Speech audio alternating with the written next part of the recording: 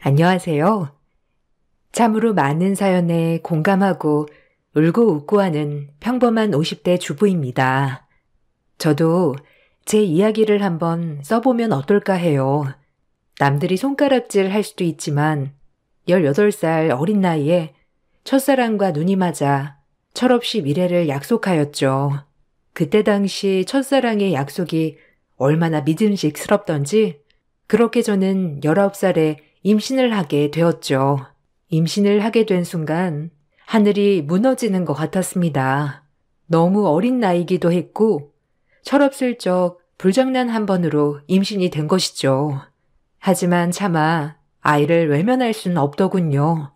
모진 마음을 먹다가도 꿈에서 아이가 나오고 이 아이를 없애겠다고 생각하니 마음이 무거웠어요.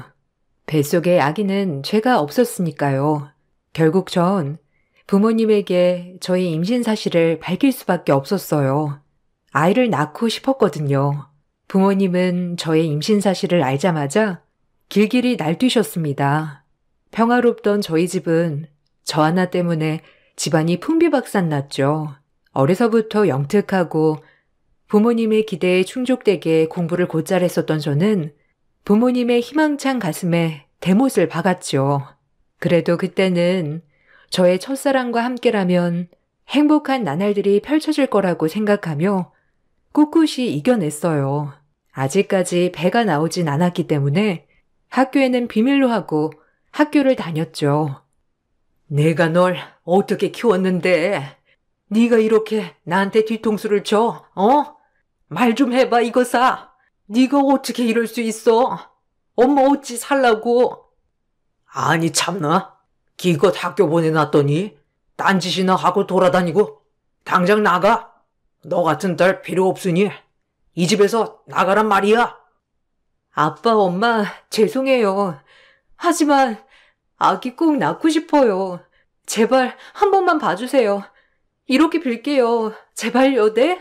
저 잘 키울 수 있어요. 너도 애인데 애가 어떻게 애를 키우겠다는 거야? 아빠 엄마는 네가 더 소중해. 그걸 못 본다. 철없을 때 실수할 수 있어. 없던 일로 하자. 앞길 창창한 애가 애 엄마가 돼서 사는 꼴을 보라는 거냐? 아빠 엄마는 그렇게는 못해. 더 이상 토달지 마라. 아빠 엄마한테도 소중하듯이 내 뱃속의 아이도 나한텐 소중해요. 죄송해요. 제발 이번에 제 뜻 들어주세요. 잘 키울게요. 네? 부모님은 대답이 없으셨어요.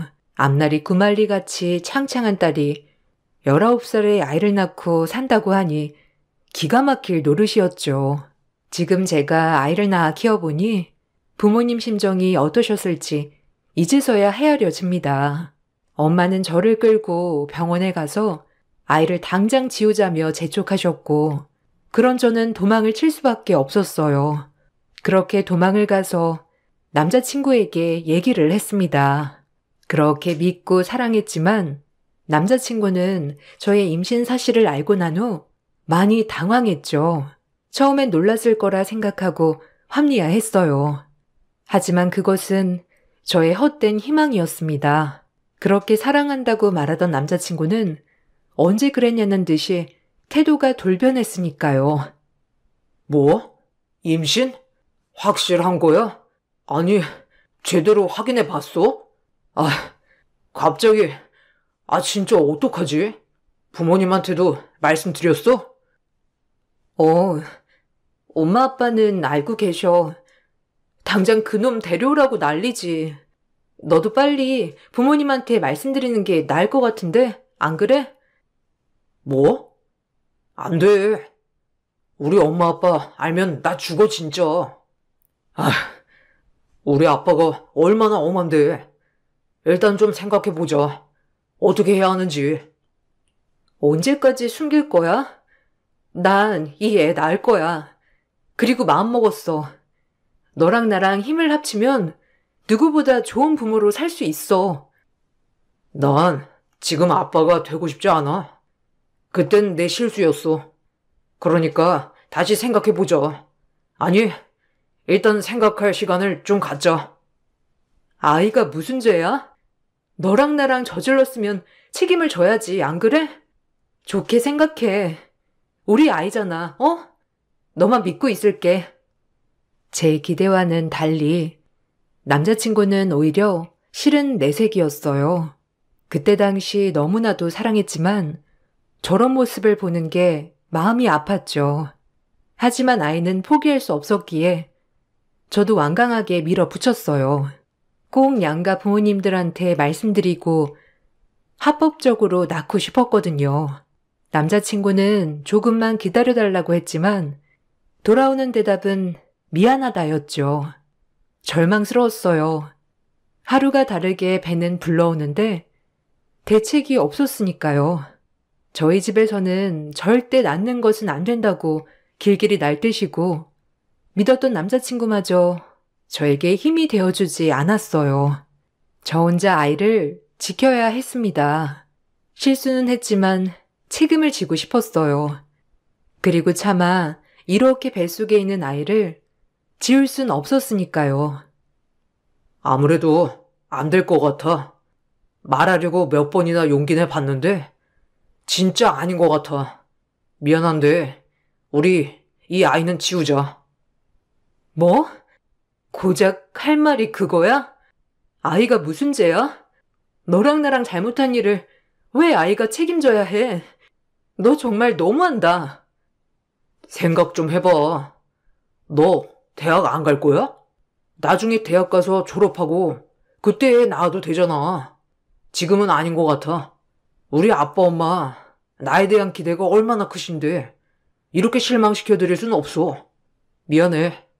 더는 내가 어떻게든 마련해 볼게. 그러니 마음 돌려. 너 정말 책임감 없는 애구나. 난 절대 포기 못하니까 그런 줄 알아. 네가 말 못하면 내가 해. 두고 봐. 이 아이는 꼭 낳을 거야. 너무 실망스러운 그의 지우자는 말에 폭풍같이 눈물이 쏟아졌죠. 그리고 전 이대로 있다간 안 될 것 같은 생각에 남자친구의 집을 찾아갔어요. 네가 못하면 내가 말한다는 심정으로 말이죠. 그렇게 찾아간 남자친구의 집에선 청천벽력 같은 말을 들었습니다. 어머, 우리 규성이 친구라고? 그래, 네가 어쩐 일이니? 규성이 불려줄까? 여기 잠깐만 앉아 있으렴. 규성아, 친구 왔다. 나와 보렴. 야, 여길 어디라고 와? 아, 나가. 나랑 얘기해. 엄마, 아무것도 아니에요. 빨리 나가. 제정신이야? 내가 얘기한다니까. 남자친구는 절 보자 사색이 되어 절 쫓아내려고 했어요. 너무 슬펐죠. 하지만 아이를 지켜야 했기에 강해질 수밖에 없었습니다. 전 저를 말리는 남자친구를 뒤로하고 남자친구의 아버님, 어머님에게 말을 했어요. 하지만 들려오는 대답은 처참했죠. 아니, 네가 말 못하는 거 내가 말할게. 어머님, 아버님, 놀라지 말고 들어주세요. 저 사실 규성이 아이 가졌습니다. 뭐? 규성아, 네가 말해보렴. 이 학생이 뭐라고 하는 거니? 지금 제정신이야? 아니지. 네가 말해봐. 말이 되는 소리를 해야지. 아, 진짜. 아, 죄송해요, 엄마. 어쩔 수 없었어요. 최대한 엄마 아빠한테 피해 안 끼치게 해결하려고 했는데 죄송해요. 참나, 기가 막혀 말이 안 나오네. 그게 규성이의 애라고 확신할 순 있고 우리가 그걸 어떻게 믿지? 우리 아들은 그럴 리가 없는데. 네? 말씀이 지나치세요. 이규성, 너 말 좀 해봐. 어떻게 네가 나한테 그럴 수가 있어? 이런 말을 내가 듣고 있어야 하는 거야? 어디서 남의 씨인지도 모르는 애를 패고 와선 뭐? 감히 우리 집에 들어와 내 아들 애를 가졌다고? 우리 집이 어떤 집안인데? 어떤 집안인 게 중요한가요?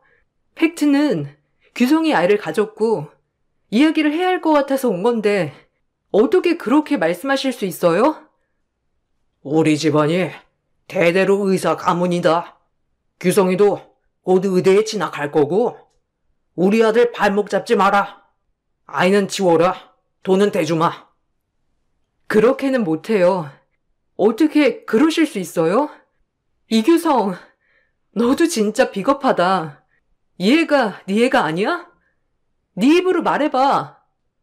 남자친구의 아버님 말은 충격적이었죠. 자기 아들은 그럴 리가 없다며 어디서 남의 애를 베놓고 뻔뻔하게 따지는 거냐고 했어요. 아이를 지우라고 강요했습니다. 더 이상 이 집에 있는 건 무리라고 판단되어 뛰쳐나왔죠. 남자친구는 그런 저를 따라오기는커녕 부모님 눈치만 보고 있었고요. 절망스러웠어요. 19살에 환영받지 못하는 아이를 가졌고 손가락질 받고 비난받을 일인 건 맞지만 아이 하나를 책임지기가 이렇게 어렵다뇨. 정말 속상했어요.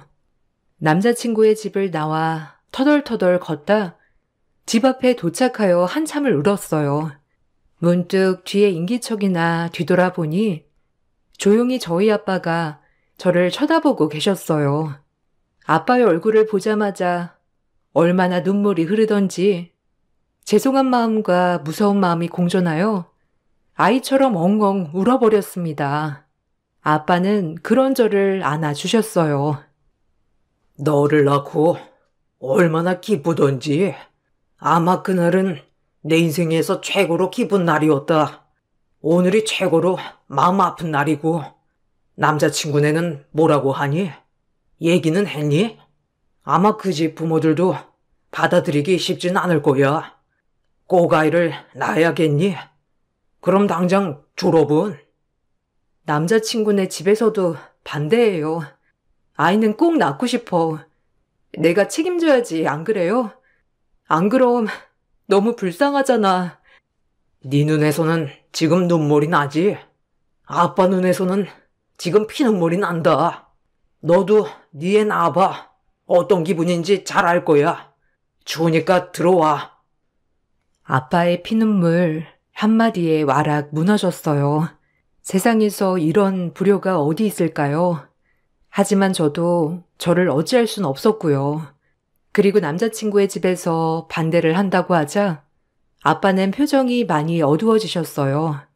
하지만 저를 말릴 순 없었어요. 이미 아이를 책임지기로 한 이상 무조건 낳아야 했거든요. 다음날 아빠와 엄마는 외출을 다녀오신다고 하고 밖을 나갔습니다. 한참을 지나도 오시지 않자 걱정이 되던 참에 남자친구에게 전화가 오더군요.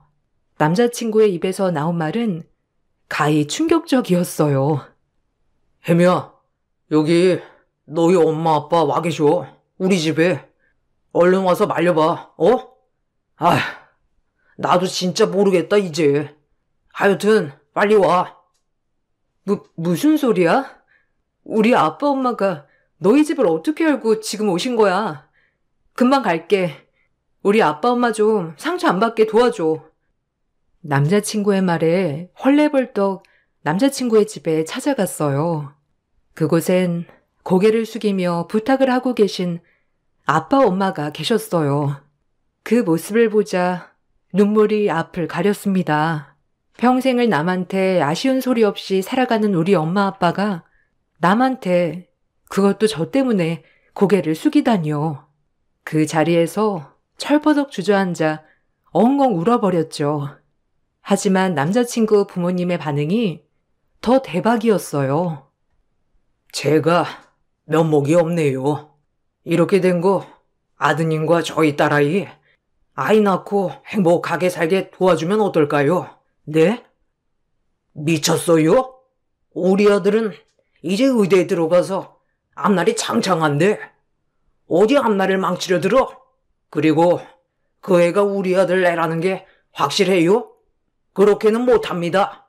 아무리 이렇게 오셔서 사정해도 소용없어요. 그만 가세요. 나 원참. 여기 누구 없나? 저희 딸아이가 밤만 되면 울어요. 어미 된 도리로서 보고만 있을 수 없어서 이렇게 왔습니다. 애들 자립할 수 있게 도와줍시다. 네? 예, 말 좀 해봐. 너도 책임이 있잖니. 우리 혜미만 탓할 게 아니라 이 집 아드님도 같이 책임을 져야죠. 안 그러나요? 어머, 이 집 엄마 말하는 것 좀 봐. 아니, 까놓고 그렇게 몸을 굴리는데 우리 아들네인 건 확실하고요? 벌써부터 발랑 까져가지고. 말씀이 너무 심하시네요. 같이 자식 키우는 입장에서 꼭 이렇게 말씀을 하셔야겠어요? 아드님 책임도 있는 거 아닙니까? 아빠 엄마는 설득을 하려 하셨고 남자친구의 부모님은 콧방귀를 뀌시며 안 된다고 하였죠. 모욕적인 언사도 스스럼 없었고요. 그것을 보니 앞날에 희망이 부풀었던 게 와장창 깨지더군요. 저희 엄마 아빠의 모습을 보니 보고만 있을 순 없었어요. 그리고 제가 나서야 했습니다. 이제 애 아빠는 필요 없었어요. 우리 엄마 아빠를 지켜야 했으니까요.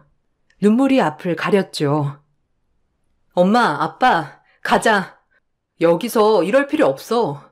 잘못은 우리가 했는데 왜 엄마 아빠가 이런 취급을 받고 있어? 아줌마, 아저씨, 잘 들으세요. 누구 애냐고요? 애 낳고 유전자 검사해요. 우리 엄마 아빠한테 모욕을 줘도 유분수지. 이규성, 너 그렇게 찌질한 애였냐? 내가 미쳤지. 아빠 없이도 잘 키울 거고요. 두고 보세요. 지금 받은 구료 절대 가만히 있지 않을 겁니다. 엄마, 아빠, 얼른 일어나. 가자니까. 그럼 그렇지. 어디 저런 내가 감히? 그래, 너 말 잘했다. 혼자 애를 낳아 키우던지 마음대로 하고 얼른 나가. 아줌마, 소금 뿌려요. 뭐? 우리 딸한테 당신 말 다 했어? 내가 우리 딸 봐서 참으려 했는데 병원장집이면 다야? 내가 그 병원 다 소문내서 박살낼 줄 알아? 소문이 얼마나 무서운지 알지? 어디서 우리 딸을 그딴 식으로 대해? 너네 사람 잘못 봤어. 알겠어? 아이고, 무서워라. 어디 마음대로 해봐요. 딸 앞세워 팔자 고치려고 했다면 오산이야, 이 사람들아. 어딜 우리 집에 들어와? 아줌마, 아저씨, 그리고 너 두고 봐. 내가 용서하지 않을 거야. 지금 우리가 당한 모욕 다 갚아줄 거니까, 알겠어? 남자친구의 어머니가 저에게 소금을 뿌리려고 하자 엄마는 벌떡 일어나 따지기 시작했죠. 그리고 저희는 그 집을 나왔습니다. 부모님께 너무 죄송한 나머지 고개를 들 수가 없었어요. 그리고 그날 부모님의 뜨거운 눈물을 처음 봤어요. 얼마나 가슴이 아프던지. 그리고 전 학교를 반개월 남겨놓고 자퇴를 했습니다. 점점 배가 불러왔고 소문이 퍼질 대로 나서 다닐 수가 없었어요. 그리고 아이를 낳았습니다. 예쁜 딸아이였어요. 딸아이는 제 이름 강혜미에서 강씨를 따서 강유진이라고 지었습니다. 눈에 넣어도 아프지 않은 아이였어요. 모성애란 대단했죠. 그리고 내리사랑이라던가요. 부모님도 제 딸아이를 정말 예뻐해 주셨어요. 그리고 전 아이를 낳고 부모님의 도움으로 공부를 다시 시작할 수 있었습니다. 너무 감사했어요. 엄마와 아빠의 도움으로 공부에 틈틈이 전념할 수 있었으니까요. 네 삶 포기하지 마라. 엄마는 그거 하나뿐이야. 애 하나 바라보고 이렇게 사는 거 싫어. 힘이 닿는 데까지 도와줄 거니까 하고 싶은 공부도 하고 네가 하고 싶은 거 하고 살아. 엄마 아빠는 그뿐이야. 알겠니? 그러니까 지금부터가 시작이야. 엄마, 고마워. 내가 죽을 때까지 엄마 아빠한테 이 빚을 갚으며 살 수 있을까? 나 정말 열심히 할게. 지켜봐 주세요. 우리는 혜미 너 믿는다. 그러니까 열심히 해. 유진은 걱정 말고 우리가 다 돌봐줄 거야. 너도 너 인생 살렴. 엄마 아빠의 권유로 검정고시도 봐서 합격하고 대학에 입학했습니다. 학창시절 공부를 곧잘 했던 저는 법학과에 진학했어요. 낮에는 학생, 밤에는 육아로 눈코 뜰 새 없이 지냈죠. 생각보다 아이 키우는 일은 녹록지 않았습니다. 낮에는 엄마가 많이 도와주셨지만 밤에라도 저 혼자 애를 봐야 했죠. 시험 기간이라도 겹치려면 거의 밤을 새우다시피 살았어요. 그래도 덕분에 저는 늘 상위권 성적을 유지하였고 시험 3번 만에 40패스를 하였습니다. 검사가 되었죠. 제가 사실을 패스하던 날 아빠 엄마는 2번째로 뜨거운 눈물을 흘렸습니다. 그리고 제가 검사로 임용되던 날 우리 딸아이는 초등학교에 입학했죠. 행복했어요.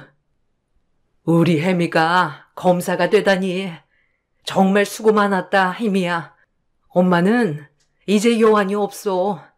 유진아, 우리 엄마랑 같이 사진 찍을까? 우와, 엄마 축하해. 그럼 우리 엄마 이제 뒤입더 높은 사람 되는 거 맞지? 친구들한테 자랑할 거다. 우리 엄마 검사라고? 그럼 자랑해도 돼. 엄마 아빠 고마워요. 엄마 아빠 아니었으면 여기까지 오지 못했을 거야. 그리고 앞으로 더 효도할게요. 효도는 이걸로 충분해. 네가 행복하다면 엄마 아빠도 행복하니까. 아유, 기쁘다 우리 딸. 검사가 되다니. 정말 대견해. 그렇게 제 인생 꽃길이 펼쳐졌습니다. 미혼모라고 손가락질하던 사람들도 검사가 되자 태도가 돌변했죠. 검사가 되니 제 딸아이도 미혼모의 딸이 아닌 엄마가 검사래라는 말을 듣고 있더군요. 이런 게 능력이구나라고 실감했습니다.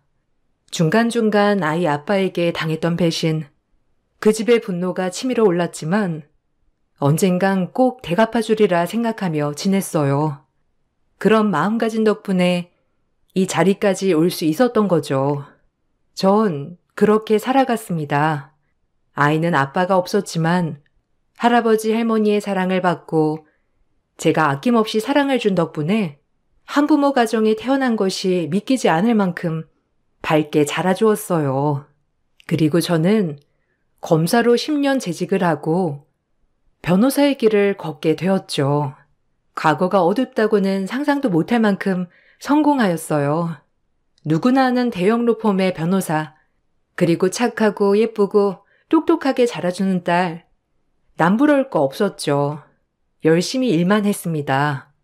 딸아이에게는 믿음직스러운 엄마가 되고 싶었고 부모님에게는 자랑스러운 딸이 되고 싶었어요. 그렇게 또 10년이 지나 딸아이는 대학도 가고 졸업도 하여 저를 쏙 빼닮아 로스쿨에 진학했죠. 너무 기뻤습니다. 그리고 무엇보다 저희 아빠 엄마도 기뻐하셨어요. 아유, 검사가 한 명도 나오기 힘든데 우리 소녀 딸까지 로스쿨에 가다니. 아유, 엄마 닮아 아주 머리가 똑똑하다니까. 할아버지, 그럼 내가 누구 딸인데 우리 엄마 닮아 이렇게 똑똑하지 안 그래? 두고 봐. 엄마처럼 멋있는 사람 될 테니까. 아유, 난 이제 죽어도 여한이 없다, 혜미야. 넌 안몰래 흘린 눈물 얼마나 많겠어. 모든 게 다 보상되는 느낌이야. 정말 행복해. 그렇게 저희 집은 행복했어요. 그렇게 행복을 뒤로 한 채 전 제자리를 찾으며 일을 해나갔죠. 어느 날 의료 소송건이 저에게 들어왔더군요. 소장을 보니 피의자가 이규성으로 되어 있더라고요. 갑자기 심장이 부들부들 떨렸습니다. 내가 아는 의사 이규성이 맞는다면 바로 유진이 아빠였던 것이죠. 피해자를 만나 자초지종 설명을 들어보니 의료가실로 인한 척추 손상이었죠. 하지만 사실 의료소송을 피해자가 이기긴 쉽지 않았지만 전 흥미가 생겼어요. 28년 만에 복수할 기회였으니까요.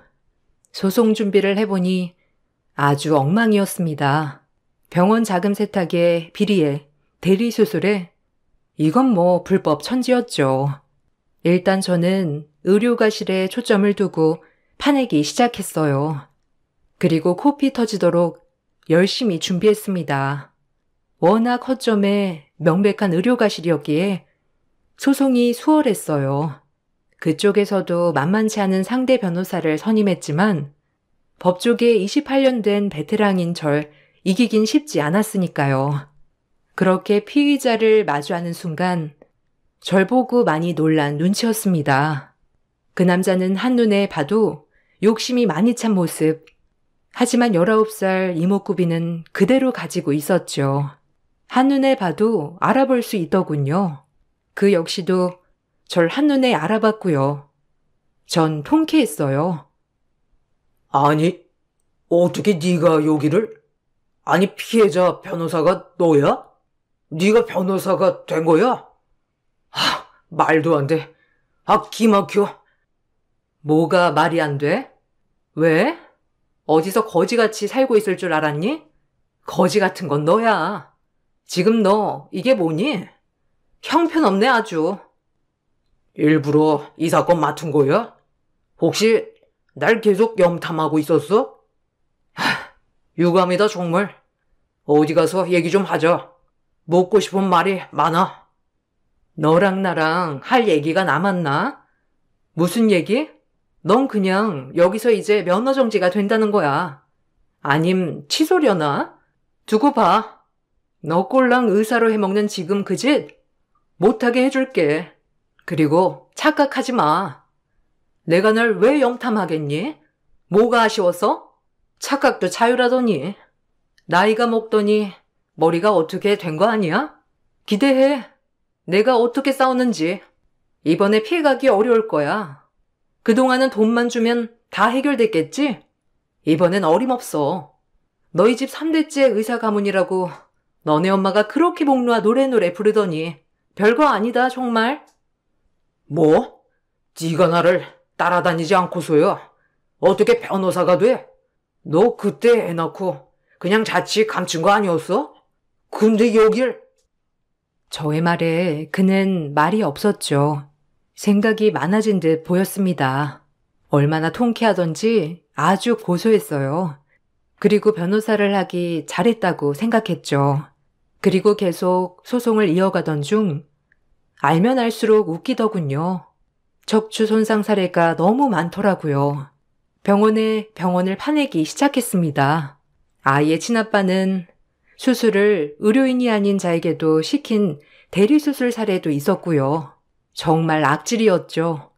본인은 편하게 있겠지만 그 수술을 받은 환자는 무슨 죄겠어요? 전 부들부들 떨렸습니다.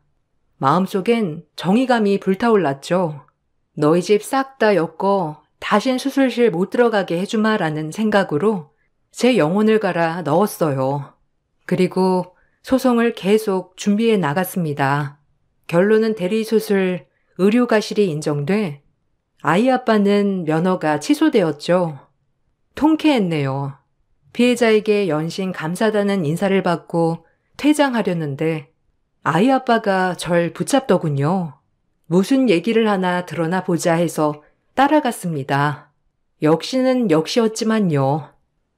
너 일부러 그런 거지? 꼭 대리수술권도 엮어야 했어? 이건 의료과실의 문제지. 대리수술 문제가 아니었다고. 너같이 양심 없는 게 의사를 하면 되겠니? 돈에 눈이 멀어 똥인지 된장인지 구분도 못하는 게 반성 좀 해. 기껏 잘 살 거라고 다 버리고 떠났으면서 고작 한다는 게 의사 면허 취소? 참나 창피하다 진짜. 너랑 말 섞는 것도 불쾌해 알아? 그때의 안갚음을 지금 하려고 나한테 이러는 거야? 내가 낳지 말자고 했잖아. 자기가 고생 자초해서 낳았으면서 날 왜 원망해? 넌 생명이 우스워? 어디서 그때 얘기를 꺼내? 네가 감히? 할 땐 좋았으면서 책임은 못 지겠다. 너 지금 의료과실도 그때랑 다를 게 뭐니? 너가 저지른 짓 똑똑히 그 책임 묻겠다는 뜻이야. 넌 콩밥 안 처먹인 것만으로도 감사하게 생각해. 너네 집 가진 거 돈밖에 없잖아. 지금부터라도 너 때문에 척추 손상된 사람들한테 회개하며 살아. 알겠어? 다신 수술한다 뭐한다 깝죽대지 말고. 이 양심 없는 놈아. 내가 그때 미쳤었지. 너란 놈을. 너 지금 나이 든 네 모습 얼굴에 심술이 그득그득해. 알아? 거울 좀 봐. 무섭다 얘. 정 그렇게 자리를 빠져나왔어요. 통쾌했습니다. 의사가 됐을 줄은 알았지만 이렇게 형편없는 인간이 됐을 줄로는 상상도 못했는데 아이 아빠인데 저런 모습을 보니 화가 났죠. 그렇게 사무실에 들어와 밀린 업무를 하려는데 모르는 번호로 전화 한 통이 왔어요. 딱 봐도 불길한 예감. 전화를 받자마자 다짜고짜 소리치는 목소리. 그 여자였습니다. 이규성의 어머니, 나에게 모욕을 준. 거기 강혜미 전화 맞죠? 나 규성이 엄이다. 당장 만나. 얘기할 게 있는 것 같은데 내가 네 사무실로 가마. 사무실은 규성이한테 들었어. 네? 무슨 말씀이세요? 여기가 어디라고 아줌마가 함부로 와요? 28년 만에 전화해서 매너하고는 전 할 말 없습니다. 전화를 끊었는데 1시간 후 비서에게 누가 나를 급히 찾는다는 말에 로비로 나가보니 28년 전 표독하기 짝이 없던 아줌마더군요. 표정은 잔뜩 상기되어 저를 찾았습니다. 아마도 아들 의사면허 취소건으로 절 탓하려 온 것 같았어요. 어이가 없었죠. 참 입도 싸다고 생각했어요. 그새 그걸 지엄마한테 이르는 꼬락서니 하고는 아주 웃겼죠. 그리고 오히려 잘됐다 생각했어요. 제가 분명 할 말 없다고 했을 텐데 여기가 어디라고 옵니까? 전 당신이랑 할 말 없어요. 알아요? 그동안 아주 이갈고 잘 살았더구나. 그래, 이제야 속이 좀 풀리니? 네가 감히 우리 집 3대째 의사 가문을 끊어놔? 아줌마네 3대고 4대고 저 관심 없고요. 혈압 올라가시기 전에 그냥 집으로 돌아가세요. 전 할 얘기 없으니까 아셨어요? 아님 미련을 못 버린 거냐? 그렇게 우리 집에 못 들어와서 안달을 떨더니 아직까지 규성이 못 잊은 게야? 이렇게라도 붙잡고 싶었니? 옛다. 이거 먹고 네 딸년 앞세워 쳐들어올 생각 마라. 그리고 항소할 거야. 알겠어? 네가 지금 이러는 것도 다 우리 규성이 못 잊어서 그러는 것 같은데 더 이상 말은 안 하마. 언감생심도 유분수지. 아무리 변호사라도 넌 안 돼. 알겠어? 이 아줌마가 진짜 미쳤네. 여기서 쫓겨나고 싶어? 어디다 대고 와서 행패야. 배운 것도 없이 무식하게 말이야. 남자 쪽 어머니가 허공에 던진 건 100만 원이었죠. 기가 막혀 웃음이 나오더군요. 돈을 다시 던지려고 하는데 뒤에서 누군가가 달려오더니 남자 쪽 어머니를 밀쳤습니다. 놀라서 보니 저의 딸이었네요. 저와 같이 집에 가려고 로비에서 절 기다리는데 제가 그 아줌마에게 당하는 모습을 보고 말았던 거죠. 너무 놀란 딸을 진정시키려는데 똑똑한 딸은 모든 사태 파악이 된 듯 말을 이어나갔어요. 할머니, 미쳤어요? 어디다 대고 우리 엄마한테 돈을 드밀어? 당신이 그러고도 무사할 것 같아? 엄마, 이 아줌마가 그 내 친부 어머니야? 그럼 나한텐 할머니인가? 아주 웃기네. 우리 당신네들 다 잊고 살았어, 알아? 도끼병도 가지각색이지. 할머니, 정신 차려요. 나 졸업하면 검사 될 거야. 그래서 당신네 병원만 노릴 거야. 얼마나 세금 세탁을 더럽게 하는지. 내가 당신네 병원만 쫓아다닐 거니까 기대해. 3대째 의사 가문? 웃기고 앉았네. 얼어 죽었다. 좀만 기다려요. 할머니 살아있을 때 압수수색 해줄 테니까. 아니, 너, 이 아이냐? 그때 낳은 딸이 이 아이야? 참 기가 막혀. 어쩜 표독스럽기도 짝이 없지. 표독이 뭔지 모르나 본데 1년만 기다려요. 할머니네 병원 징글징글하게 파줄 테니까 지금부터라도 깨끗이 살아요. 네? 지금부터라도 장부관리 잘해놔요. 얼마 안 남았으니까. 그리고 혈압관리 잘하시고요. 그때까지 살아있으려면 아셨죠? 딸은 검사가 되어 그 병원을 가만두지 않을 거라고 했어요. 그 어느 협박보다도 무서웠죠. 그리고 아이 할머니는 놀란 가슴 진정시키고 기사를 불러 자리를 떠났습니다.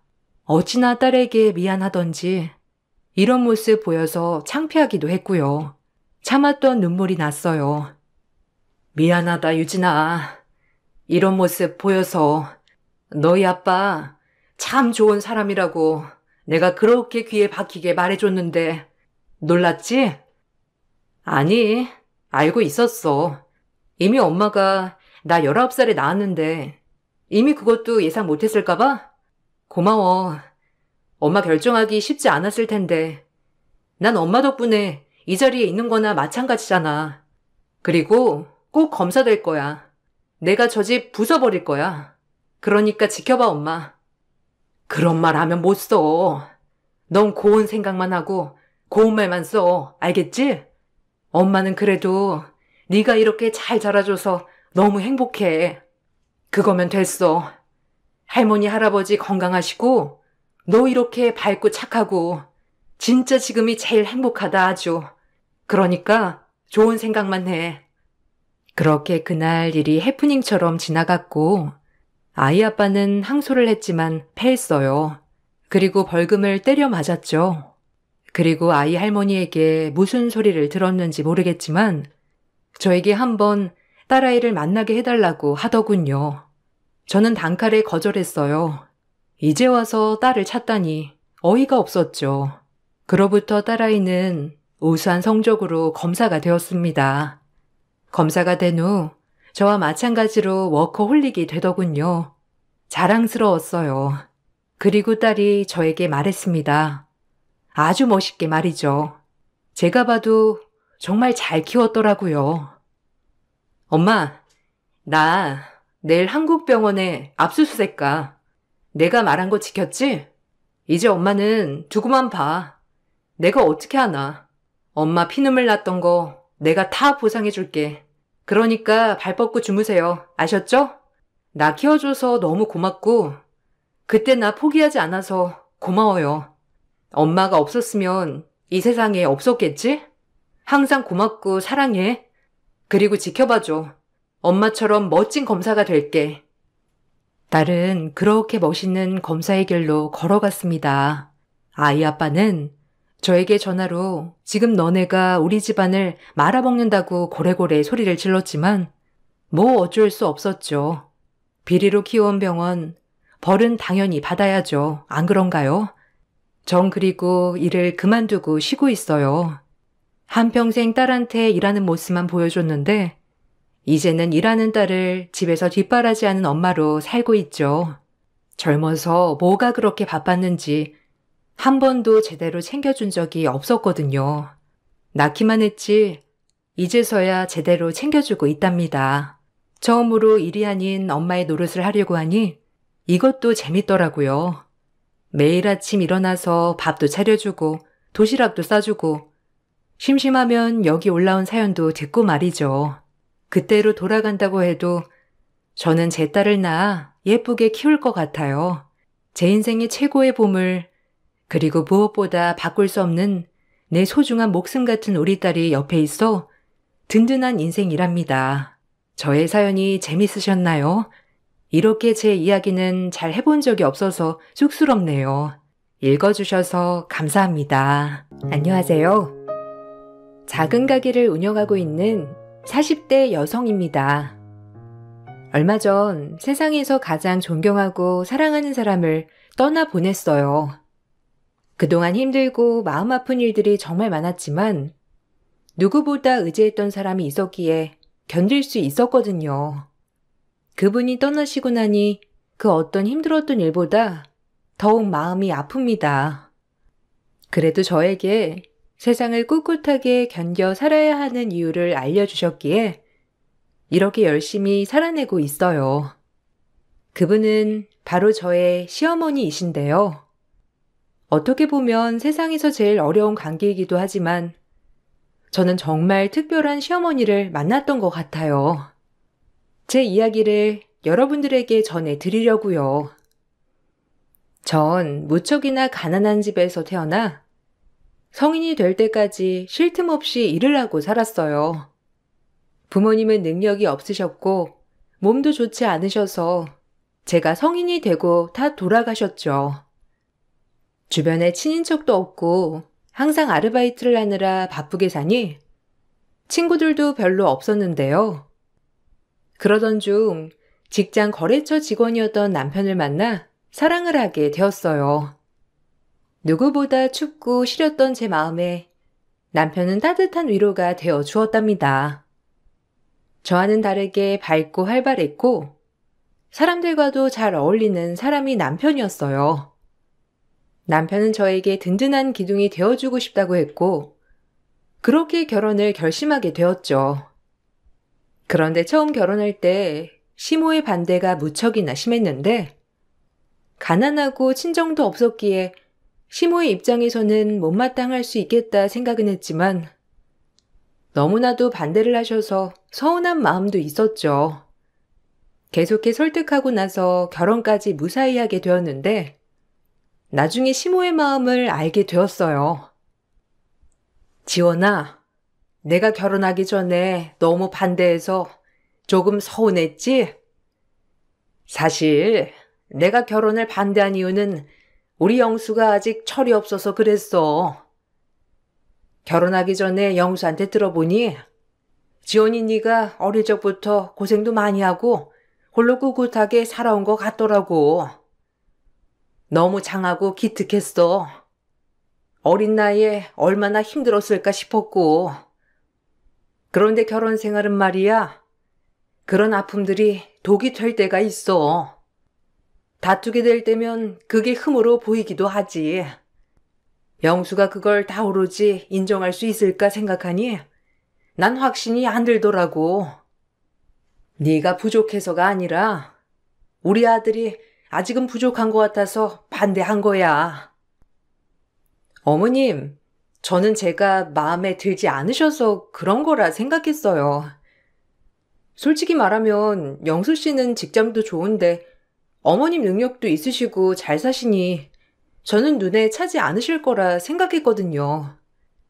제가 열심히 살았지만 사실상 엄마 아빠도 다 돌아가셔서 안 계시고 친척도 없으니 어머님 입장에서는 마음에 드실 부분이 없을 거라 생각은 하고 있었어요. 어머님이 반대하신 건 이해할 수밖에 없죠. 아니야. 그건 네가 어쩔 수 있는 일이 아니잖니. 나도 영수 혼자 키우면서 참 고된 일이 많았거든. 그래도 영수가 있어서 마음의 의지도 되고 더 굳게 마음 먹을 수 있었는데 지연이는 나보다 더 힘들었겠다 싶더라고. 누군가가 그 힘든 마음을 포용해주고 감싸줄 수 있다면 좋겠지만 내가 봤을 땐 영수는 아직 어리고 철이 없어. 아들도 아들이지만 같은 여자로서 결혼 생활은 행복하고 든든해야 하거든. 근데 막상 이렇게 결혼을 시키고 보니 지원이 네가 정말 내 딸 같아. 내가 딸 하나 더 낳았다면 지원이 딱 너 닮은 딸이었으면 참 좋았겠다 싶을 정도야. 내가 왜 결혼을 반대했을까 싶어. 우리 아들이랑 결혼해줘서 고마워. 어머님, 제가 더 감사하죠. 어머님 덕분에 저는 너무 편하게 생활하고 있잖아요. 어머님이 해주신 집에서 편하게 잠자고 생활하고 늘 감사하게 생각해요. 영수 씨도 저도 어머님께 더 잘할게요. 처음 시어머니는 너무나 어려운 분이셨는데 항상 조심스러웠고 어떻게 행동을 해야 할지 고민이었죠. 그런 제 마음을 다 알고 계시는 것처럼 어머님은 저를 더 편하게 해주셨어요. 평생 가게를 운영하면서 아들을 키우셨는데 봉사활동도 많이 하시고 주변에도 좋은 사람이라 평판이 자자한 분이셨죠. 제가 결혼을 하고 어머님은 주변 분들에게 딸이라고 소개를 하셨는데 그만큼 절 너무 예뻐하셨고 하나라도 더 챙겨주려고 하셨어요. 특히나 어머님은 남편에게 항상 잘해야 한다고 말씀을 해주셨어요. 혹시라도 다퉈 분위기가 좋지 않은 날에는 저보다는 남편을 더 꾸짖으셨죠. 너희들 무슨 일 있니? 왜 밥 먹는 내내 아무 말도 안 하고 있어? 둘이 다투기라도 한 거야? 영수 네가 또 잘못했지? 저번에 보니까 너 지원이한테 너무 틱틱대면서 말하던데 또 그렇게 말한 거니? 아무리 화가 나도 말은 상대방 기분도 생각하면서 해야 하는 거야. 지원아, 영수가 뭐 잘못했지? 내가 혼쭐 내줄 테니 나한테 다 말해. 엄마는 내가 아들인데 왜 맨날 지원이 편만 들어? 그냥 조금 다툰 것뿐이야. 엄마도 가게 하고 있으니까 알 거 아니야. 손님 한 명 한 명 얼마나 소중한지. 나한테도 소중한 고객들이 있는 건데 지원이는 내가 유난이라고 하잖아. 저번에 말했지? 초등학교 동창. 걔가 나한테 고객들 엄청 소개해 줬거든. 고마워서 밥 한 끼 사주고 선물 좀 준 것뿐인데 제가 엄청 뭐라고 하잖아. 어머님, 제가 다른 게 아니라 영수 씨가 너무 도를 넘는 것 같아서요. 영수 씨가 말하는 초등학교 동창, 알고 보니까 여자더라고요. 둘이서 여기저기 밥 먹으러 계속 다니고 선물도 명품으로 선물을 해줬던데 이게 진짜 말이나 되는지 모르겠어요. 어머님, 저 너무 속상해요. 아이고, 지원아, 내가 정말 미안하다. 영수한테 내가 그것까지 일일이 가르쳐야 할 줄이야 꿈에도 몰랐네. 영수, 너 이 자식 어떻게 마누라가 있는데 밖에서 그런 짓을 하고 다니니? 아무리 고마운 고객이라고 해도 그건 너무한 거 아니야? 지원이가 자기 거래처 고마운 곳이라고 해서 거래처 사람이랑 단둘이 밥 먹고 놀러 다니고 선물 주고받고 하면 좋겠어? 아니, 내 말은 그게 아니라 친구이기도 하니까 편하게 했던 것뿐이야. 지원이가 거기다가 걔한테 연락까지 했단 말이야. 우리 사이는 그냥 단지 친구일 뿐인데 너무 도를 넘어서서 참견하니까 그런 거지. 뭐? 지원이가 오죽하면 전화까지 했겠어? 네가 처신을 잘해야지 이거사. 가정이 평온해야 밖에서 일도 잘할 수 있는 거고 너도 안정감을 찾을 수 있는 거야. 네가 제대로 행동을 안 했구먼. 지금 누굴 탓하는 거냐? 너는 더 혼나야 돼. 지원아, 쟤는 내버려두고 우리끼리 고기나 사 먹으러 가자. 내 뱃속에서 나온 앤데 어떻게 그런 짓을 할 수 있나 몰라. 어머님은 항상 제 편이 되어주셨고 결혼을 하고 나서 남편은 급속도로 저에게 무심해졌어요. 든든한 기둥이 되어주겠다던 사람은 온데간데 없고 매일 지인들을 만나러 다니느라 저녁도 같이 먹지 못한 날들이 많았어요.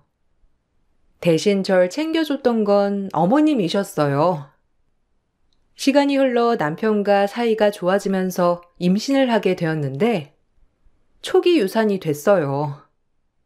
임신 소식을 듣고서 누구보다 기뻐하셨던 어머님은 제 걱정에 하던 일도 모두 중단하시고 제 몸 관리를 해주셨죠. 아가, 몸을 따뜻하게 해야 돼. 어디 아픈 곳은 없니? 족이라곤 하지만 그래도 조심해야 하니까 너무 무리하지 마. 먹고 싶은 건 없어? 요 앞에 네가 좋아하는 빵집 문 열었던데 금방 빵 사올게. 집안일도 하지 말고 푹 쉬고 있어. 집안일은 내가 해도 되고 영수가 해도 되니까 신경 쓰지 말고, 알았지? 어머니, 감사해요. 아이 심장 소리 이번에 가면 들을 수 있을 줄 알았는데 너무 기대를 많이 했나 봐요.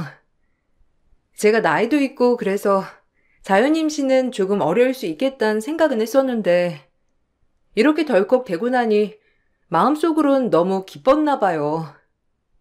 기대를 많이 해서 실망도 크네요. 어머님도 그러시죠? 죄송해요. 어머님도 손주 많이 기다리셨을 텐데. 에이, 나는 네가 건강한 게 우선이야. 건강해서 너희들이 행복하게 아이 낳고 키우겠다고 하면 좋은 거고, 아이를 낳지 않겠다고 해도 상관없으니 그런 걱정 하나도 하지 말고 미안해 하지도 마라. 난 다른 것보다 네 건강이 나빠질까 걱정이야. 아무리 초기였어도 어쨌든 유산이라는 게 몸에 좋은 건 아니니까 푹 쉬어야 돼. 잘못 몸조리하면 나중에 탈나. 괜찮아요, 어머님.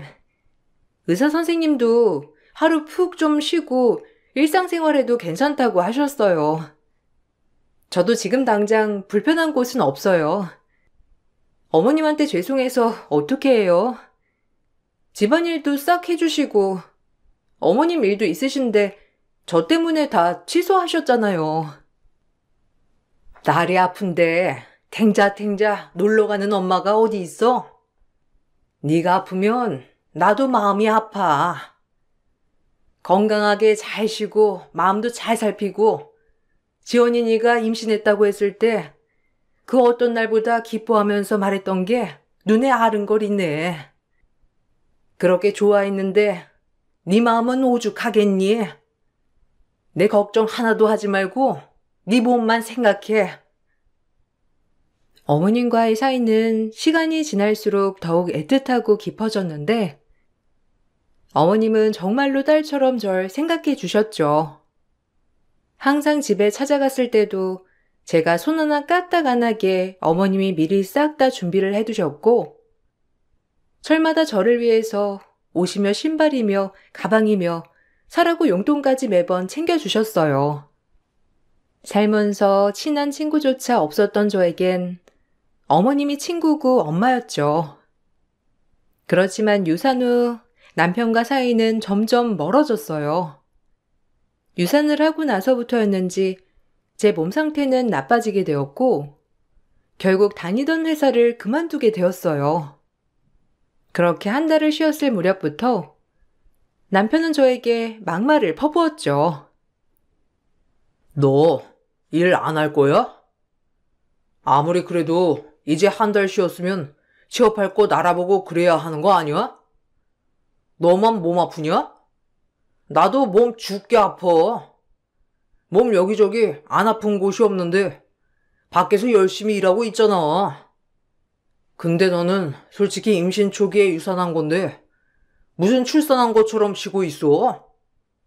출산을 해도 이렇게 쉬는 사람도 없는데 너는 왜 한 달 넘게 이러고 있냐고. 내가 한 달 정도는 쉴 거라고 말했잖아. 갑자기 왜 그래? 그리고 쉬면서 이번 달 생활비를 안 냈어? 생활비도 다 내고 살림도 내가 다 하고 있는데 도대체 뭐가 그렇게 불만이야? 당신이야말로 내가 걱정이 되기는 해? 몸 안 좋다고 했을 때도 걱정 하나도 없었고 거기다가 지금도 봐봐. 아직 몸 상태 안 좋은데 당신 지금 나한테 일 안 하냐고 하고 있잖아.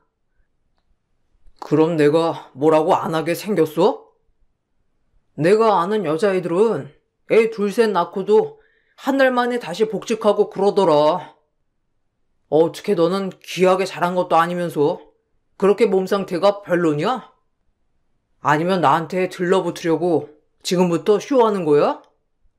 그런 거 좀 그만해. 내가 너랑 왜 결혼했는지 알아? 네가 생활력 강하고 억척스러워서 한 거야. 근데 지금 이게 뭐야? 집에서 뒹굴뒹굴 식충이도 아니고. 뭐? 식충이? 당신은 어떻게 나한테 그런 말을 할 수가 있어? 당신이 지금 입고 있는 옷, 어제 먹었던 밥, 그거 다 내가 해준 건데 어떻게 그런 말을 하냐고. 거기다가 나는 생활비도 반 내는데 내가 뭘 못했다고 그런 말을 해. 그래. 미안하다. 내가 아주 큰 잘못을 했네. 근데 밖에 나가서 물어봐. 내가 너무한지, 네가 너무한지. 내가 지금 우리 상황 주변에 물어보니까 다들 네가 너무하다고 하더라. 세상 좀 소통하면서 살아. 너만 억울하고 불쌍하다고 생각하지 말고. 너 그거 병이야. 남편은 이런 상황을 어머님에게까지 말을 했는지 어느 날은 어머님이 저에게 가게로 출근을 하라고 하셨어요. 걱정하실까봐 몸이 좋지 않다는 사실도 말씀드리지 못했는데 일도 못할 정도라고 하니 어머님이 정말 속상해 하셨죠. 어머님은 아침 새벽부터 저녁까지 가게 일을 해야 한다고 하셨어요. 그 말을 듣고선 처음엔 의아했는데 나중에 알고 보니 어머님이 오히려 절 배려해 주신 거였어요. 남편은 어머님께 제가 일도 안 하고 게으르게 산다고 말한 듯 했어요. 그렇지만 모든 집안일을 제가 하고 있었다는 걸 알고 있었던 어머님은 아침 새벽부터 저녁까지 절 부리겠다며 남편에게 말하고서는 절 가게로 불러 푹 쉬게 해주셨어요. 가게로 가면 저는 가게 안 작은 방에 들어가 어머님이 그동안 보고 싶으셨던 영화를 대신 시청했죠. 어머님, 저 가게 일 볼게요. 저 신경 쓰지 마시고 막 부려주세요. 저 여기 일하러 왔잖아요. 어머님 월급 주신다고 했으니까 주신 만큼 일해야죠. 뭐부터 할까요? 재료들 다듬을까요? 아니면 청소부터 할까요? 어머님, 저 여기서 쉬게 해주시려고 남편한테 그렇게 말씀하신 거예요? 에이, 아니야. 나중에 너 일 시킬 거니까 일단은 몸이 안 좋으니 거기서 쉬고 있어. 다음에 건강해지면 막 부려먹을 거니까. 내가 저번에 보고 싶다고 했던 영화 있지? 그거 네가 대신 봐서 나한테는 줄거리만 알려줘. 궁금한데 내가 가만히 있는 건 또 못해서 말이야. 알았지? 심심하면 간식거리라도 먹을래? 저번에 우리 가게 건너편에 맛있는 디저트 가게 열었다고 했지? 너 좋아할 것 같아서 내가 미리 사놨어. 어머님, 저 이러면 너무 감동이잖아요. 감사해요, 늘. 남편이 뭔가 스트레스 받는 게 있는 모양이에요. 요즘 따라 까칠하고 말도 잘 안 하고 뭘 물어봐도 통 대답도 안 하고 투명하게 말하는 거 보니 무슨 일 있는 것 같은데 어머님 많이 신경 쓰시는 것 같아서요. 너무 걱정하지 마세요. 남편 요즘 일이 바쁘다고 하더니만 스트레스도 같이 받나 봐요. 그래, 걔는 왜 그렇게 멘털이 약한지 모르겠어. 어쨌든 걔는 그냥 내버려 두고 이제는 네 몸만 생각해. 건강해야지. 그래야 힘도 나고 다음을 준비하지. 네 몸 상해가면서 스트레스 받아가면서 참을 필요는 없어. 알았지? 영수가 너무한 게 있으면 너도 참지 말고 들이받아버려. 걔는 좀 혼나야 돼. 어머님은 절 위로해 주면서도 기분이 나아질 수 있도록 항상 신경을 써 주셨어요. 그러면서 제 건강은 점차 좋아졌고 처음에는 어머님도 일하는 걸 굳고 말렸지만 그렇다고 거기서 매번 쉴 수는 없었어요. 어머님과 함께 열심히 가게를 운영했고 가게는 점점 더 잘 되기 시작했습니다. 어머님은 단 한 번도 월급을 적게 주신 적이 없었고, 오히려 잘한다며 보너스라고 더 챙겨주셨어요. 반면 남편은 점점 시간이 갈수록 저에게 더 소홀해졌습니다. 밖으로 도는 날들이 많아졌고, 집에 가도 들어오지 않거나 혹은 며칠 동안 외박을 하기도 했어요. 남편에게 대화를 청해보아도 남편은 별다른 대꾸도 하지 않았고, 소가리를 하고 있던 그때 남편이 저에게 할 말이 있다고 하더라고요. 당신은 우리 사이가 지금 괜찮다고 생각해? 나는 솔직히 좀 권태기야. 결혼하고 나서부터 쭉 그런 생각이 들었어. 내가 정말 결혼을 제대로 한 게 맞는 건지 아닌지.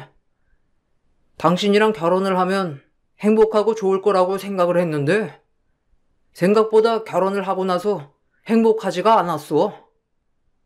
당신을 좋아했던 마음도 이제는 없는 것 같아. 당신이 뭘 하든 신경도 안 쓰이니까. 지금 무슨 말을 하는 거야? 그래서 지금 결혼 생활이 힘들다고 말하는 거야? 여보, 누구나 그럴 수 있어. 권태기는 누구한테나 있을 수 있고 어떻게 극복하느냐가 중요해. 우리 좀 더 서로 함께하는 시간을 갖자. 노력하면 좋아질 거야. 우리 결혼하고 나서 서로 너무 바쁘고 같이 시간 갖는 일들이 별로 없었잖아. 돈도 돈이지만 우리 좀 더 함께 시간을 보내야 할 필요가 있을 것 같아. 아니, 그럴 필요 없어. 나 다른 사람이 좋아졌어. 당신한테는 솔직히 말할게. 어차피 헤어져야 하니까. 바람은 아니고 그냥 혼자 좋아하는 거야. 그 사람이 좋아서 당신을 마음에 둘 자리가 없어. 당신이랑 헤어지고 그 사람이랑 새로 시작하고 싶어. 한참 동안 곰곰이 생각을 해봤는데 내 생각에는 우리한텐 그게 나을 거라고 생각해. 그러니까 우리 이혼하자.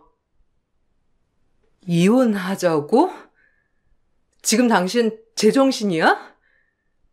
갑자기 이혼하자는 말이 어떻게 나와? 아니, 어떻게 노력도 안 해보고 그렇게 덜컥 끝내자고 할 수가 있냐고. 지금 당신 무슨 말 하는지 알아? 어떻게 갑자기 이혼하자고 하는 거야? 너랑 아무리 시간을 보내도 내 마음은 변하지 않을 것 같아. 이제 엄마 가게도 그만 가고 난 지금 나가서 살 테니까 당신 짐 정리하고 나갈 때 연락해줘. 서류는 그냥 빨리 정리하자. 내일 내가 작성해서 집으로 보낼 테니 그냥 합의해서 마무리하는 게 좋을 것 같아. 솔직히 서로 탓하면서 법원 다툼하는 건 나도 원하지 않으니 그냥 빨리 정리하고 끝내자. 갑작스러운 남편의 통보에 당황스럽기도 하고 화가 나기도 했어요. 그동안 아무리 제가 노력을 해봐도 묵묵부답이었던 남편은 헤어짐을 생각하고 있었던 거죠. 남편은 시모에게도 이 사실을 통보했고, 나중에 알고 보니 남편은 혼자 짝사랑한 것이 아니라 바람이 난 거였습니다. 바로 그동안 자신에게 도움을 많이 줬다던 동창 여자와 바람이 났죠. 저는 너무나 분노할 수밖에 없었는데, 그럼에도 뻔뻔하게 자기 혼자 좋아한 거라며 말하는 남편이 너무 야속했어요.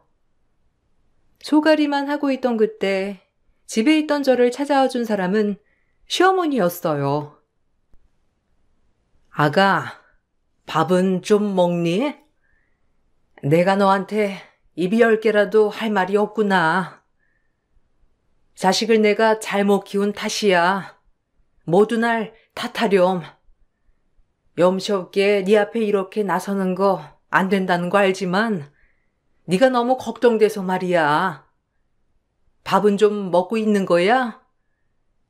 음식이 넘어가지 않아도 조금은 먹어야 해. 아이고, 마른 것 좀 봐. 밥 얼른 차려줄 테니까 한 수저라도 먹어. 어머님, 저 정말 어떻게 하죠? 남편은 절대 외도한 거 아니라고 하는데 찾아보니 남편이랑 그 여자 외도한 거 맞는 것 같아요. 죽어도 아니라고 자기 맘 떠났다면서 매일같이 이혼 서류 들고 오는 사람을 어떻게 해야 하죠? 솔직히 저도 냉정하게 이혼하고 싶은데 이혼해주면 둘이서 잘 살 것 같은 생각에 죽어도 이혼 못 해주겠어요, 어머님. 난 네 편이야. 내 아들이지만 당장이라도 내쫓고 싶을 정도로 너무하구나. 비는 못 속인다더니 돌쟁이 아이 두고 바람나 집 나간 지혜비랑 똑같이 행동하다니. 그렇게 내가 누누이 말했건만. 이혼은 네가 어떻게 할지 찬찬히 생각해보고 결정해. 나는 네가 이혼하는 게 더 나을 거라 생각은 해. 쓰레기 같은 자식 잊어버리고 이제 네 살 길 살아야지. 그렇지만 지금은 너무 힘드니까 이러지 말고 우리 집에 가서 좀 쉬면서 생각을 해보자꾸나. 어머님은 남편을 정성으로 키우셨지만 남편은 사실상 어머님에게 오히려 불만을 가지고 있었죠. 시모가 이혼할 당시 시부 쪽에서 아이를 키우겠다며 양육권을 포기하라고 했었나 보더라고요.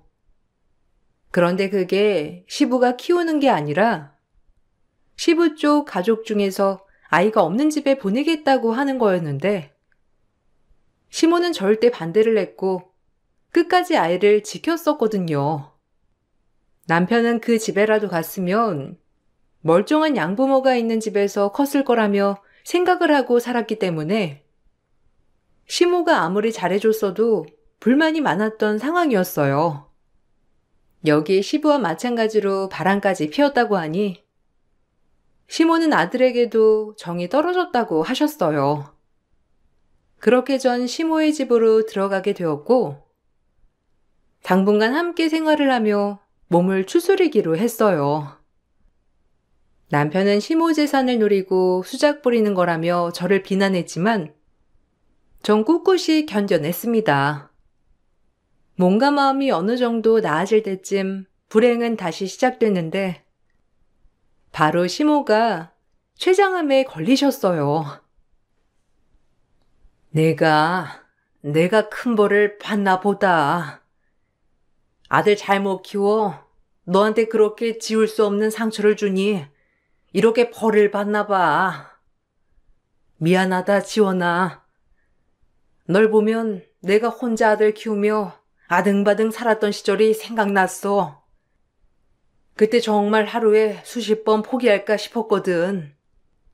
누구 하나 기댈 곳 없이 홀로 버틴다는 게 얼마나 외롭고 힘든 일인지 내가 그 마음 알지. 그래서 난 네가 행복했으면 좋겠다고 생각했어. 부모님 여의고 홀로 보낸 시간이 얼마나 힘들고 외로울까 싶어서 말이야. 홀시모 외동아들인 집안보다 좀 더 화목한 집안, 든든한 남편에게 시집을 가는 게 맞다 생각을 했지. 그런 말씀 마세요.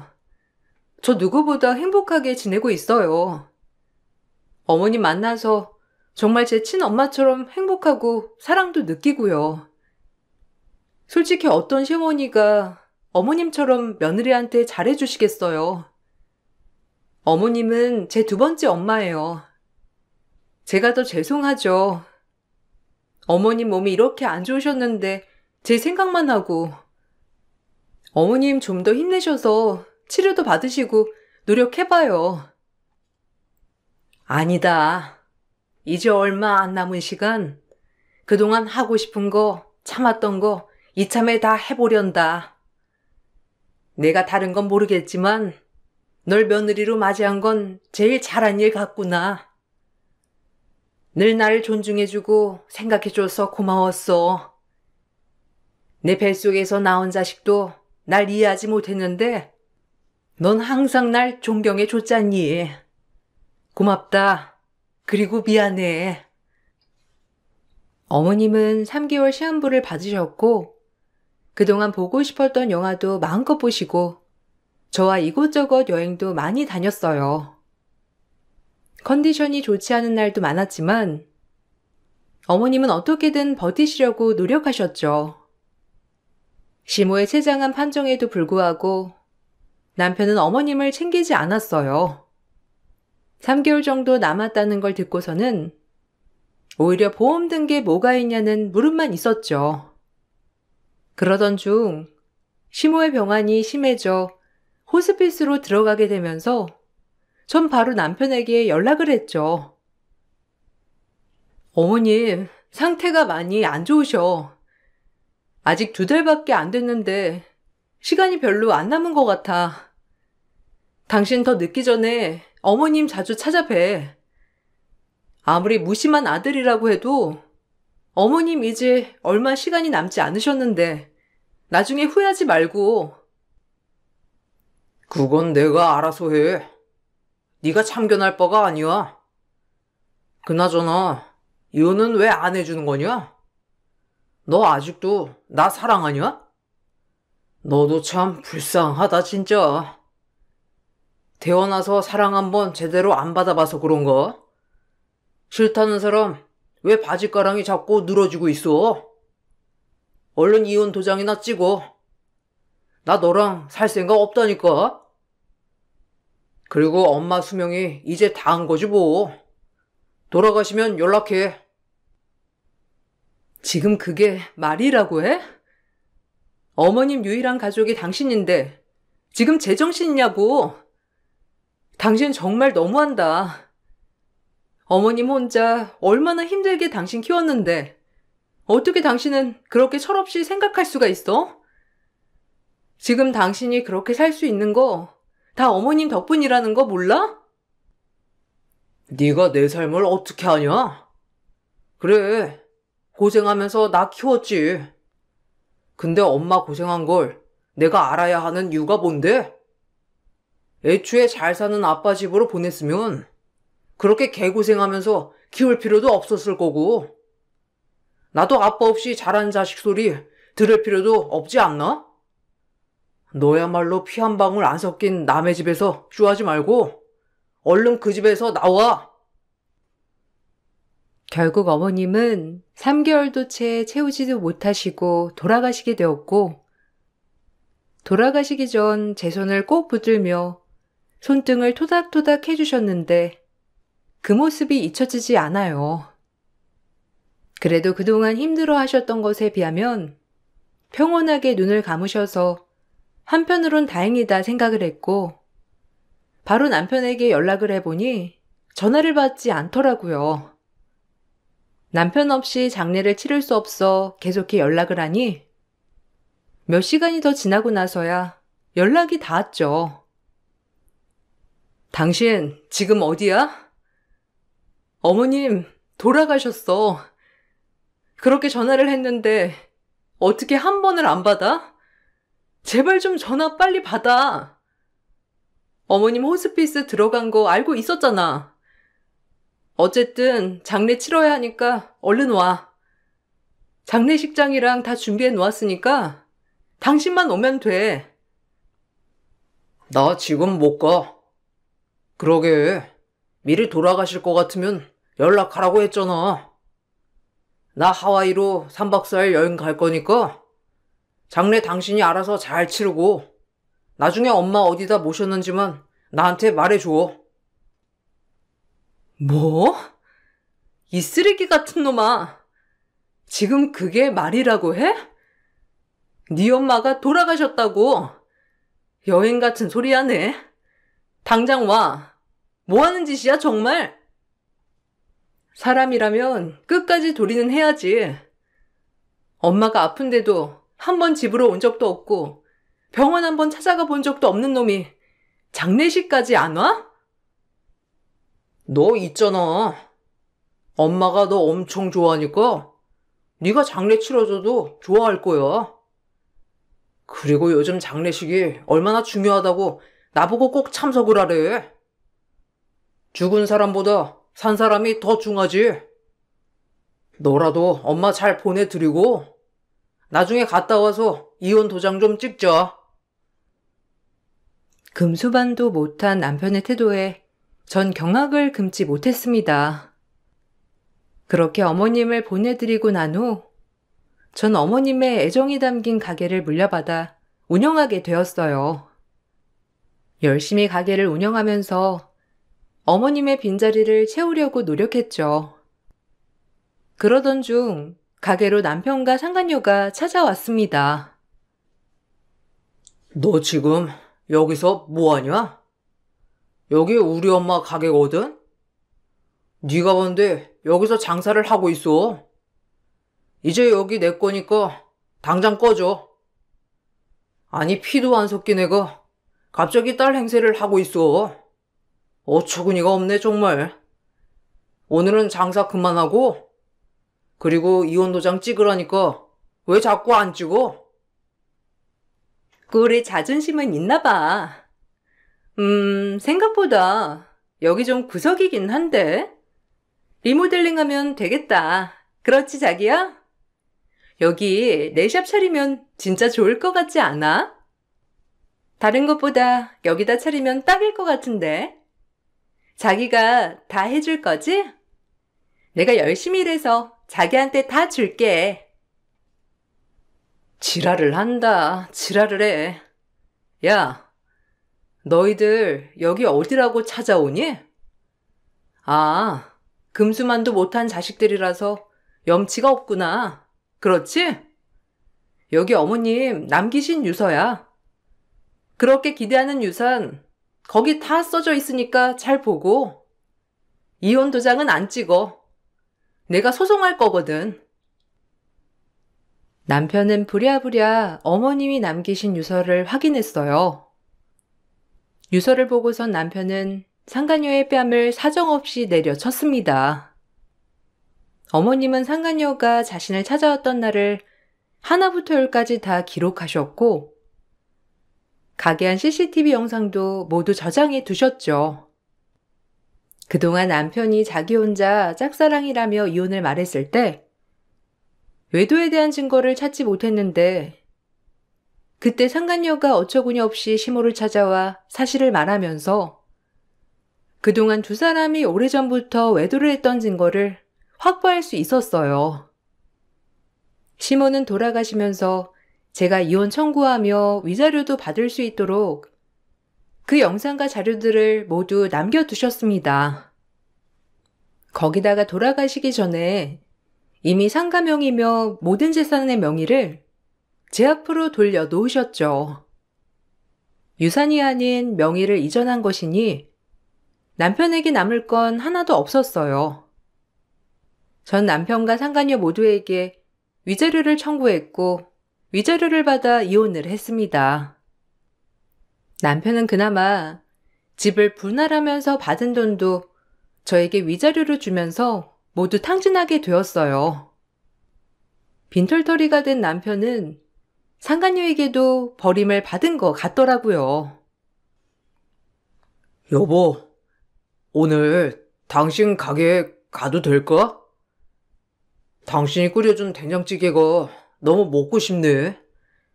당신 음식 손맛 대박이었는데 말이야. 내가 그때는 정말 잘못했어. 남자들은 꼭 그럴 때 있잖아. 잠시 미쳤었나 봐. 걔가 엄청 날 꼬드겨가지고 내가 순진했지. 미안해. 우리 다시 시작하면 안 될까? 역시 내 예상을 빗나가질 않네. 어떻게 뻔뻔하게 연락을 하지? 나였으면 창피해서라도 연락 못할 것 같은데. 그렇게 세기의 사랑처럼 난리법석을 부리다가 돈이 없으니 버려졌니? 참 너도 애처롭다. 근데 어쩌니? 난 너랑 다시 시작할 생각 없는데. 내가 우리 어머니한테 미안해서라도 너랑은 다시 만날 생각 추워도 없거든? 우리 어머니 유언이기도 했고 말이야. 우리 엄마 생각해서라도 우리 다시 잘 만나야지. 솔직히 엄마가 당신한테는 잘 말하지 못했겠지만 나랑 잘 되길 얼마나 바라시겠어. 내가 엄마한테 몹쓸 짓 한 건 인정해. 앞으로 엄마한테 잘 사는 모습 보여드리고 싶어. 왜? 산 사람이 우선이라고 한 사람은 어디 갔지? 왜 이제야 잘 사는 모습을 보여드리고 싶대? 어머님 이 세상에 안 계시는데 참 웃긴다 정말. 다시 한번 나한테 이따위 전화하면 당신 접근금지 신청할 거니까 그렇게 알아. 내 인생에서 이제는 넌 아웃이야. 그렇게 전 남편과 끝을 냈습니다. 지금도 열심히 어머님 가게를 운영하면서 잘 지내고 있어요. 그동안 단골 손님들과도 친해져서 어머님 추억도 공유하며 편안하게 지내고 있답니다. 어머님은 아마 젊었을 적 당신과 비슷한 처지의 저를 보고선 마음이 더 쓰이셨던 것 같아요. 며느리와 시어머니로 만났지만 저에게는 또 다른 친정엄마를 만난 것 같답니다. 지금도 어머님이 많이 보고 싶네요. 그곳에선 고통 없이 푹 쉬셨으면 좋겠어요. 제 사연을 들어주셔서 감사합니다. 여러분들에게도 마음을 온전히 줄 수 있는 좋은 사람들이 많으셨으면 좋겠네요. 행복하세요.